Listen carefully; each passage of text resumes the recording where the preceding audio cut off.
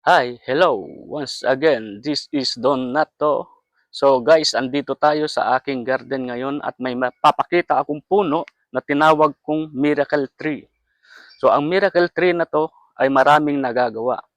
So ito ang papaya guys. Alam nyo ba na ang papaya ay pwedeng gawing gulay at pwede rin gawing prutas. Ginagawa rin itong ah, papaya soup at ginagawa din tong atsara. So guys, alam nyo ba, ang papaya ay mainam ito sa mga kababaihan na bagong panganak o yung nagpapasuso. Kasi ang papaya ay nagtataglay ng bitamina upang magparami ng gatas ng ina. So, happy-happy si baby, mas happy si daddy. Ayan. So guys, once again, this is Don Nato na nag-iiwang ng isang katagang. Kung hindi makita, wag nang hanapin pa. Thank you guys.